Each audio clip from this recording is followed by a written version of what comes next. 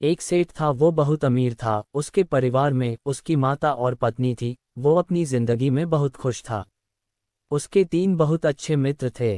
पहला मित्र ऐसा था जिससे वह प्रतिदिन मिलता था।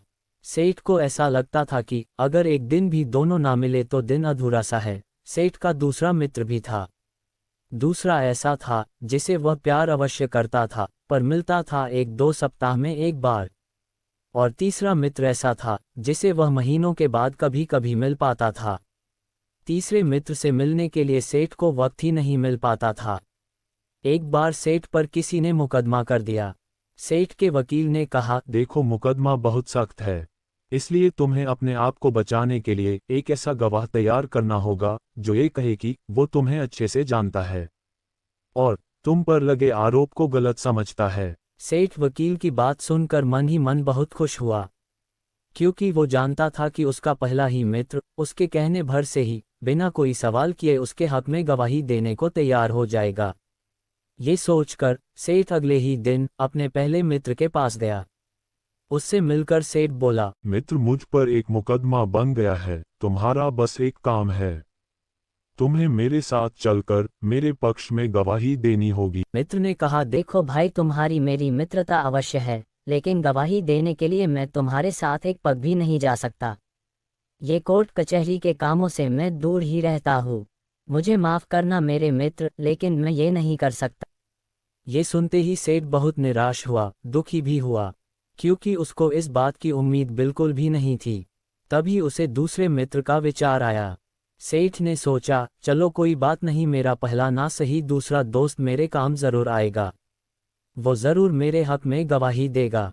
ये सोचकर सेठ ने उसके पास जाकर गवाही देने के लिए कहा। ये सुनकर मित्र बोला, मित्र, मैं तुम्हारे साथ कचहरी के द्वार तक तो चल सकता हूँ तुम्हारा साथ देने के लिए, लेकिन गवाही नहीं दूंगा।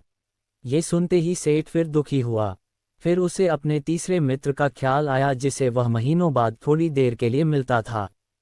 उसने मन ही मन सोचा, जिनसे मैं ज्यादा मिलता जुलता हूँ, अपना कीमती वक्त देता हूँ, जब उन्होंने मेरे काम आने से साफ इनकार कर दिया तो अपने तीसरे मित्र से तो मैं बहुत कम मिल पाता हूँ। उसके लिए मैंने आज तक कुछ खास किया ही नहीं, फिर भी मुझे एक बार तो उसके पास जाना चाहिए, उससे अपनी बात कहनी चाहिए, फिर चाहे वो इनकार कर दे। ये सोचकर सेठ ने अपने तीसरे मित्र से अपनी बात कही।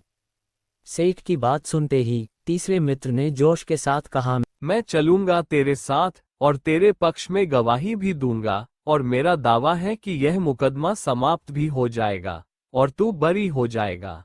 दोस्तों, जानते हो वह तीसरा मित्र कौन है? वह है आत्मा, जिसका हम सबसे कम ध्यान रखते हैं। पहला मित्र है धन, संपत्ति, भवन, भूमि, जिन्हें हम अपना समझते हैं और जिनके लिए रात दिन हर समय चिंता करते हैं, पर हमारे मरने के बाद वे हमारे किसी काम नहीं आते। दूसरा मित्र है ये संबंधी, रिश्तेदार, पत्नी, बच्चे, भाई, बहन, जिनके लिए मनुष्य प्रत्येक कष्ट उठाता है, पूरी जिंदगी इनकी सेवा में बिता देता है, लेकिन वे भी सिर्फ शमशान तक ही साथ जाते हैं। तीसरा मित्र है प्रभु प्रेम और शुभ कर्म, जो प्रभु प्रेम के कारण किए जाते हैं, जो हम ज्यादा नहीं करते, जबकि मरने के बाद वहीं हमारे साथ परलोक जाते हैं। दोस्तों, एक गहरी बात यह भी है, दोस्त वो नहीं होते जो रोने पर आते हैं, दोस्त वो होते हैं जो रोने ही नहीं देते। दोस्तों, कहानी अच्छी लगी हो तो इसे लाइक करें, शेयर करें और चैनल को सब्सक्राइब जरूर करें। धन्यवाद। आइए सुनते हैं अगली कहानी। किसी गांव में एक लकड़हारा अपनी पत्नी और अपने 2 भतीजों के साथ रहता था। लकड़हारे का भाई और उसकी भाभी जंगल में लकड़ी लाने गए थे, तो उन दोनों को शेर ने अपना शिकार बना लिया था। उनके बच्चे अपने चाचा और चाची के पास तभी से रहते थे। बड़े बेटे का नाम सोहन था। एक दिन सोहन ने अपनी चाची को चाचा से बात करते सुना। चाची बोल रही थी, हमारे पास इन बच्चों को पेट भर खाना देने के लिए भी पैसा नहीं है। हम कब तक इन्हें पालते रहेंगे? आगे हमारे भी तो खुद के बच्चे होंगे, हमें उनके लिए भी कुछ पैसा जोड़ना पड़ेगा। हम कब तक अपनी सारी कमाई इन पर लगाते रहेंगे? मेरी मानो तो हमें इन्हें जंगल में छोड़ आना चाहिए। और ये काम हमें कल ही कर देना चाहिए। चाची की बातों पर चाचा ने हामी भरी। चाची और चाचा की बात सुन उसको एक तरकीब सूझी। वो तुरंत बाहर गया। वहां से उसने बहुत से सफेद कंकर इकट्ठा कर लिया। कुछ देर बाद लकड़हारे का सारा परिवार जंगल की ओर चल पड़ा। रास्ते में थोड़ी थोड़ी दूर पर सोहन पत्थर गिराता जा रहा था। जंगल में जब दोनों बच्चे आपस में खेलने लगे तो लकड़हारा और उसकी पत्नी बच्चों को वहीं छोड़कर चुपचाप घर वापस चले गए। उन्होंने इस बात की बच्चों को भनक तक नहीं लगने दी। थोड़ी देर बाद सोहन के छोटे भाई राघव को अकेला होने का एहसास हुआ और वो रोने लगा। सोहन ने अपने भाई को कहा, तुम मत रो, मैं तुम्हें घर वापस ले जाऊंगा। सोहन ने राघव को कहा, इस पत्थर के पीछे पीछे चलो, हम अपने घर पहुंच जाएंगे। दोनों बच्चे पत्थर के पीछे आते आते वह जंगल से बाहर निकल गए। उसके बाद वह अपने घर पहुंच गए। जब बच्चे घर पहुंच गए तो लकड़हारा और उसकी पत्नी बच्चों को देखकर हैरान हो गए और खुश होने का नाटक करते हुए उनसे सब पूछने लगे। थोड़ी देर बाद लकड़हारे ने पत्नी को कहा, हमें इन्हें जंगल के बीच में छोड़ना चाहिए था, जहां से ये बच्चे वापस नहीं आ पाते। सोहन ने आज फिर उन दोनों की बातें सुन ली थी, पर दरवाजा बंद होने के कारण वह बाहर नहीं जा पाया। सोहन ने सोचा क्यों ना रसोई से कुछ रोटी ले लूं और इनका छोटा टुकड़ा तोड़ तोड़ कर रास्ते में गिराता चला जाऊं। अगली सुबह फिर उन दोनों ने दोनों बच्चों को अपने साथ लिया और जंगल के बीचों बीच चले गए। सोहन रास्ते में रोटी का टुकड़ा गिराता हुआ गया, परंतु उस दिन बच्चों की किस्मत ने उनका साथ नहीं दिया। रोटी के टुकड़े पक्षियों ने खा लिए थे, इसलिए वे शाम को अपने घर वापस नहीं जा सके। दोनों बच्चे जंगल में इधर उधर भटक रहे थे। वे घर जाने के लिए रास्ता ढूंढ रहे थे, तभी उन्हें जंगल में एक घर दिखाई दिया। वो घर बहुत खूबसूरत था। दोनों बच्चे बहुत हैरान हुए कि इस जंगल में इतना खूबसूरत घर किसने बनाया है। इतने घने जंगल में कौन रहता होगा। वह घर एक आदमखोर राक्षस का था। दरवाजा खटखटाने पर राक्षस की पत्नी ने दरवाजा खोला। वह बच्चों को देखकर घर के अंदर ले आई और उन्हें शोर मचाने के लिए मना किया, क्योंकि उसकी 7 बेटियां अभी सो रही थी। उसने दोनों बच्चों को वहीं रुकने के लिए कहा। सोहन को लगा जरूर दाल में कुछ काला है। वो अपने भाई के साथ खिड़की से निकलकर भाग गया। जब आदमखोर राक्षस घर वापस आया तो उसे इंसानी मांस की गंध महसूस हुई। उसकी पत्नी ने बताया कि यहाँ 2 बच्चे थे, लेकिन वो इस खिड़की से भाग गए, जो कि गलती से मुझसे खुली रह गई। ये सुनकर कि बच्चे भाग गए हैं, उसने पत्नी को खूब डांटा। बच्चे काफी देर तक जंगल में भटक रहे थे।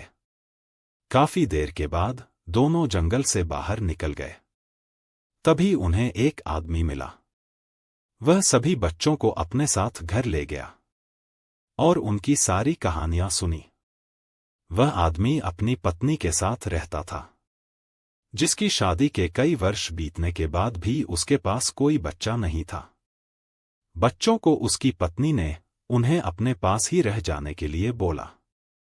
बच्चे भी उनके साथ रहने के लिए राजी हो गए।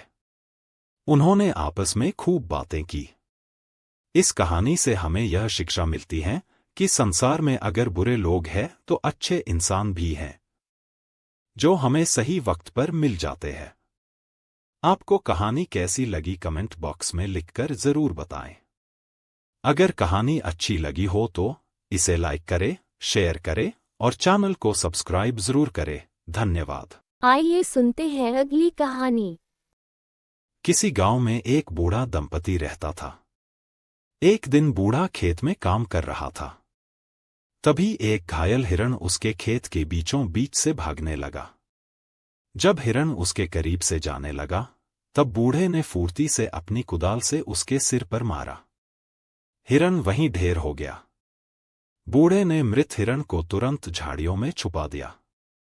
तभी एक शिकारी हिरण को ढूंढते हुए बूढ़े के पास आया और पूछने लगा, दादाजी, क्या आपने एक घायल हिरण को देखा? बूढ़े व्यक्ति ने उसे बातों में उलझाने के उद्देश्य से एक मूर्ख की तरह उत्तर दिया।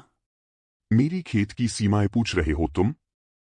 खैर, पूरब की सीमा यहाँ है और वहां पर पश्चिम की।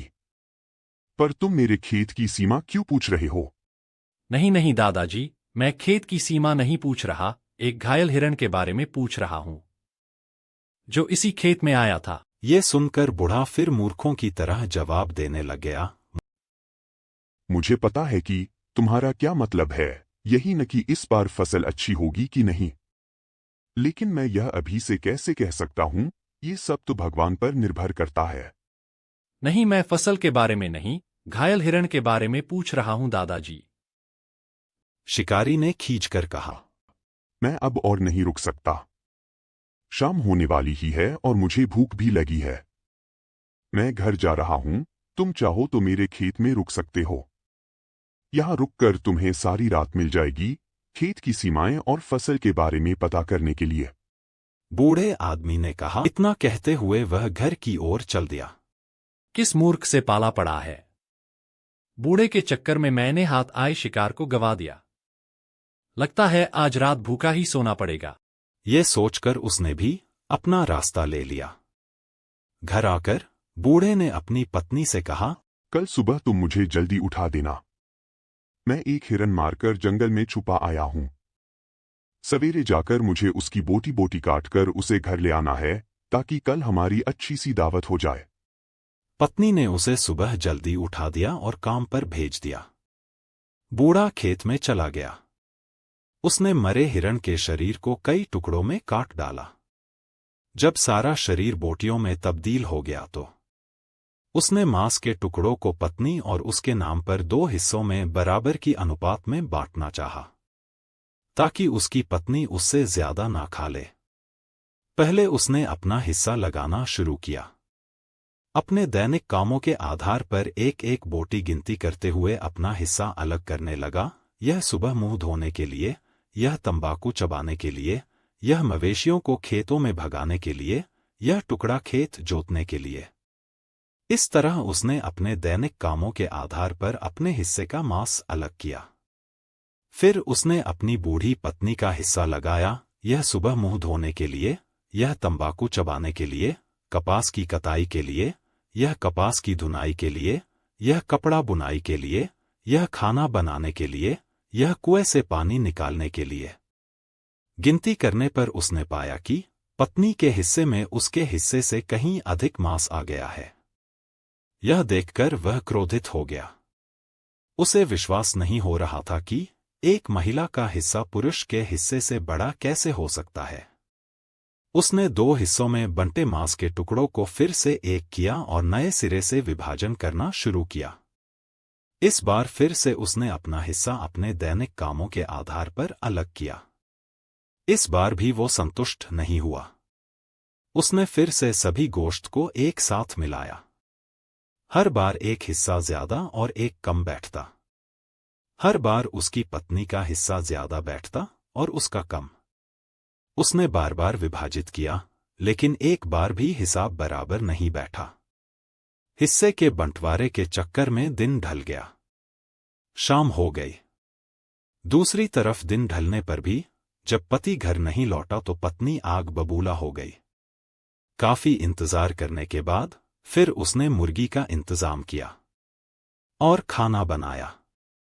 दूसरी तरफ बार बार अलग करने और मिलाने के कारण मांस गंदा हो चुका था, जिस पर बूढ़ा चीखते हुए खड़ा हो गया और अपने आप से कहने लगा, मेरे साथ ऐसा क्यों हो रहा है? सब बर्बाद भी हो गया। पूरे दिन की मेहनत खत्म हो गई। अब घर ही जाता हूं। आज लगता है अचार के साथ ही रोटी खानी पड़ेगी। सब्जी तो कोई बनाई नहीं होगी बीवी ने। ये मांस तो अब गंदा हो गया है, इसे यही छोड़ देता हूं। लगता है आज कुत्ते ही इसकी दावत उड़ाएंगे। ये बोलकर बूढ़ा सब वहीं छोड़कर घर की ओर चल पड़ा।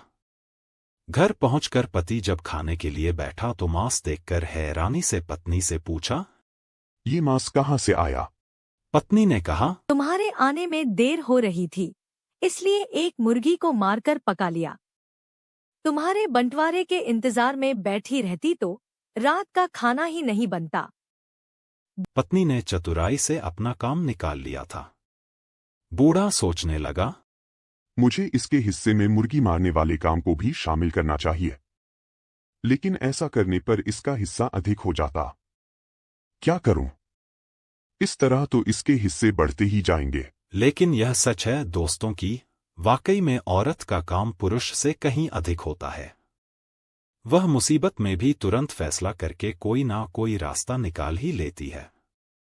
उसका यह हिस्सा भी गिनती में आना चाहिए। उस दिन से उसके पति ने मान लिया कि परिवार चलाने के लिए पत्नी को उससे कहीं अधिक कामों में खटना पड़ता है, इसलिए वह उससे कहीं अधिक सम्मान की अधिकारिणी है। और उधर बूढ़ी सोच रही थी, बूढ़ा बुद्धू का बुद्धू बना रहेगा, इसे कभी अकल नहीं आएगी।